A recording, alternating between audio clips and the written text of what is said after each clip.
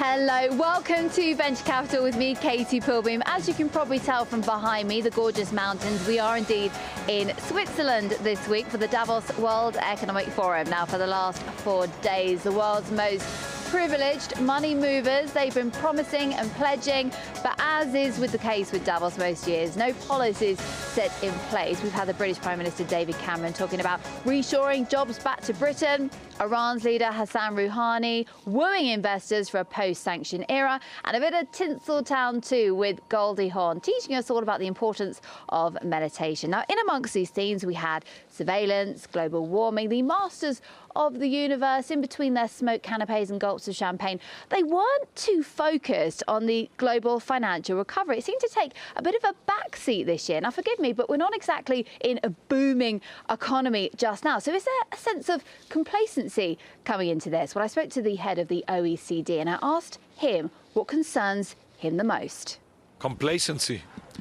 The fact that people feel comfortable, that they have lost the fear, that they have lost a sense of urgency, and that they think we're out of the woods yet. We're not out of the woods. Growth is very slow. Unemployment is historically high. Inequalities are growing. There's a great loss of trust in everything that we have built in 100 years, in all our institutions. So we're not out of the woods yet. The crisis is not over. So let's continue to work hard. Don't feel complacent. Now, one theme that ran through the Davos Forum was income inequality and the dangers that can come from it. The rich getting richer and the poor getting poorer. Davos is the highest part of Europe, and it's the place where the global elite come here to discuss how to enrich themselves and, of course, improve the lives of the 99% that live down below. Now, Davos has tried to erase that image this year of the hierarchy system by introducing the topic of income inequality, which the forum said was the biggest threat to the global economy right now. But, you know, when you've got 80 billionaires in attendance, it's quite difficult to take that one seriously, and there's a certain element of irony to that. And according to the latest Oxfam report, half of the world's poorest population, that's 3.5 billion people, now have the same amount of wealth as the 85 richest people. Now, added to that, the 1% richest now have an accumulated wealth of $110 trillion. That's 65% more than the world's poorest. And from up here, it's difficult to imagine how those people will become a priority for the people of Davos. Well, we are all equal in the eyes of God, no matter how many millions or billions that we might have stashed away in the bank. And at this time of year, the whole of Davos gets involved in the financial forum. Even the church itself, year after year, economists and politicians would come here praying for a solution to the financial crisis.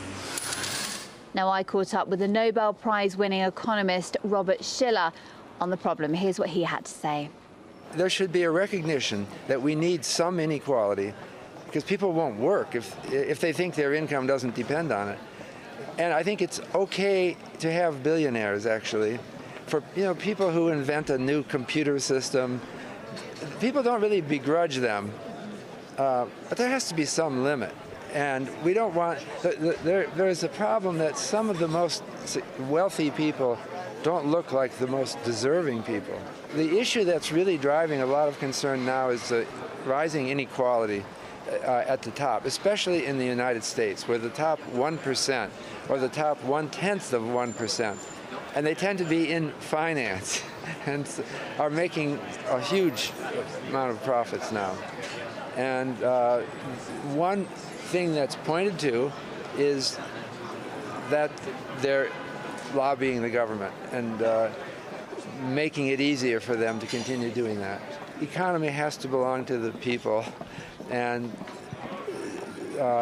we have to work on preventing excesses like that. Now, one way to solve the problem could be to tax the rich. So I bumped into the CEO of Ernst & Young here on the streets of Davos, and I proposed this option to him. There is a general acceptance that the rich need to pay more, and income inequality is an issue, and that's something that we all need to contribute to. Having said that, if we push it too far and remove the incentive to work, remove the incentive for entrepreneurship, then we're going to head in the opposite direction.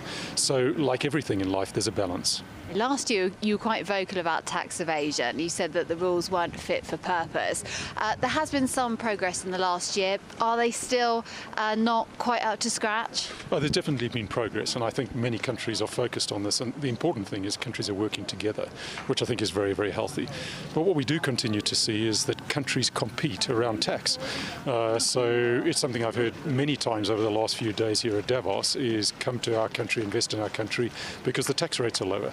And as long as that continues, we will see companies organising their affairs in a way that allows them to pay less in terms of where they set up their operations. So I suppose the only answer to that is every single country in the whole world agreeing, which is probably unlikely. Certainly not in my lifetime. Now, as well as income inequality, gender inequality was one of the themes this year, with just 16% of the participants being women. So I caught up with the Vice President of Manpower, Mara Swan, and I asked her why so few women. Part of it's the structure, because the level of the people that need to attend. So until businesses improve the number of people in the C-suite, it's very difficult for Davos. So they're actually just representing what's happening in the C-suite today. So that's part of the problem, and we can't change that until we see business change it. Now, one woman that helped make up this 16% was the finance minister of Nigeria. And one theme that comes up year after year is the BRICS and the question of whether or not they still have the dynamism that they once had when they were put together. So I questioned her whether the mint countries, which is Mexico, Indonesia, Nigeria and Turkey, well, if those countries are ready to take over from the BRICS.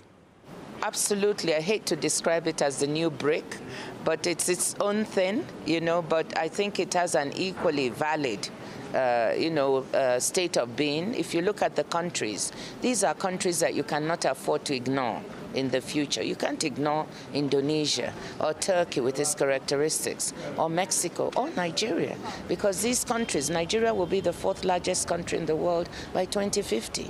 It's going to have a huge market. It has vast resources. You look at Indonesia, the same thing. Large population, big market in the future. It's going to be powerful. Turkey, has its characteristics of being both in Europe and Asia. It's very strategically important. And Mexico, of course, is now, as a middle-income country, at the cutting edge of several of the things that BRICS and Mint need to do well in terms of social protection and so on. So yes, I think this grouping has its own dynamic, and we're excited to be in it. Now, Russia is, of course, one of the BRIC nations, and Davos is a great opportunity for Russia to come here and warm up the international image. Of course, you've got an audience of influence and fat wallets. Now, one of the themes this year was a loss of trust in the banking system. So with Russia revoking 32 licenses from its banks in just 6 months, I caught up with the head of VTB, the second largest lender in Russia, and I asked him about the clampdown. If you take even the World Economic Forum report, which was prepared before this meeting, one of the weak points of Russian investment climate was mentioned that relative weakness of the Russian banking sector. And this is because we still have quite a number of very weak financial institutions and banks. So we are very much supporting the policy of the central bank. Those banks, though it was, I think, 30 licenses withdrawn this year, it's only represent 1% of the banking of the retail deposits and assets. So it doesn't very much affect the banking sector, I think, but it's clear up, and it's less dangerous or less risky for both corporates and people to work with such banks. So I think it's a very healthy process. It's cleaning up the Russian banking sector. Now, seeing as we are in a ski resort here in Davos, and we've got the Sochi Winter Olympic Games just days away, which Russia is hoping will give a boost to the economy, I caught up with the biggest investor into the Games, the Russian billionaire Viktor Vekselberg, and I asked him why he invested so much money. Sochi is a very particular situation. Very particular situation for Russia, because this is absolutely unique opportunity together with government to be part of development unique clusters, touristic, sports, because I personally believe this is one of the beautiful places which has unique the climates, the mountains next to sea beach and very lovely nature. And I think we invest because we believe that after Olympic Games, it will be new life of that region. So another Davos done and dusted for another year. All the ego stroking and self-congratulating is over, as well as the fondue and the vol au vents. Now, it's time for me to go and see if I can learn to ski, as well as try and spot the likes of Jamie Dimon up on those ski slopes, whizzing around on his diamond-encrusted skis, no doubt. Goodbye from Davos.